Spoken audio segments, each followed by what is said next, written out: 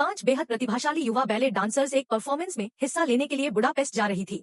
उनकी टीचर सोना भी उनके साथ सफर कर रही थी। हालांकि जब वे अपनी मंजिल से महज 30 किलोमीटर दूर थी, तभी अचानक उनकी कार खराब हो गई। मुसीबत यह थी कि बारिश शुरू हो चुकी थी। वे अगले दिन की अहम परफॉर्मेंस खोने का खतरा नहीं उठा सकती थी, इसलिए टीचर के पास रात बिताने के लिए कोई जगह ढूंढने के अलावा कोई रास्ता नहीं बचा था। किस्मत से तूफान के और बिगड़ने से पहले उन्हें एक सराय इन मिल गई, लेकिन उन्होंने सपने में भी नहीं सोचा था कि वह जगह असल में एक जाल थी। अंदर घुसते ही उन्होंने देखा कि लोग जुआ और सट्टेबाजी खेल रहे थे, जिससे साफ था कि वह ठहरने के लिए कोई कानूनी या शरीफ जगह नहीं थी। पर बाहर तेज बारिश हो रही थी, इसलिए उनके पास मैनेजर द्वारा बुलाई गई टैक्सी का इंतजार करने के अलावा कोई चारा नहीं था। सराय की मालकिन का नाम डेबोरा था। जब उसे पता चला कि वे बैले डांसर्स हैं, तो वह गैर मामूली रूप से दोस्ताना हो गई। उसने दावा किया कि वह भी कभी एक बेहतरीन डांसर थी और उसने उन्हें गर्म सूप परोसा। लड़कियां सोचने लगी कि आखिरकार उन्हें थोड़ा आराम मिलेगा और बिना किसी परेशानी के रात गुजर जाएगी। तभी अचानक लॉबी में गुंडों का एक गिरोह आ धमका। वे हफ्ता वसूली करने आए थे। उसी पर लड़कियों में से एक, जो बोल और सुन नहीं सकती थी, उसने इशारे से बताया कि उसे वॉशरूम जाना है। जब गुंडों के लीडर पार्क की नजर उस पर पड़ी, तो वह अपनी घिनौनी मुस्कान के साथ खुद उसे ले जाने की पेशकश करने लगा। टीचर उसकी नीयत भांप गई और तुरंत बीच में आकर छात्रा को खुद वॉशरूम ले गई।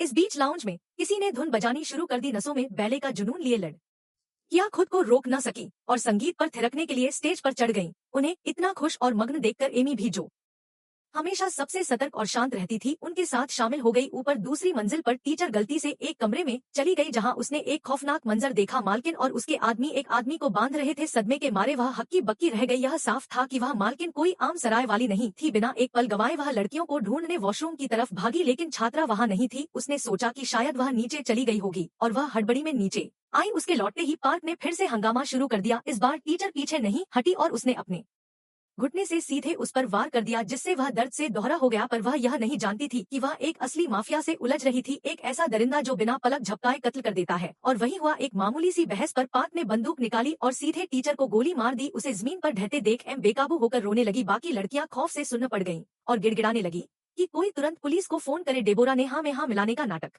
किया और अपने एक गार्ड को हुक्म दिया कि उन्हें किसी सुरक्षित जगह ले जाए, लेकिन एमी, जो बेवकूफ नहीं थी, उसे तुरंत एहसास हो गया कि कुछ गड़बड़ है और वह भाग निकली। फिर भी वह बच नहीं सकी। किसी ने लकड़ी से उस पर हमला कर दिया और वह बेहोश हो गई। इसके बाद मालकिन ने बाकी लड़कियों को भी पकड़ लिया और उन सभी को बेसमेंट में बंद कर दिया और यहीं से उसने अपनी घिनौनी साजिशें बुनना शुरू किया।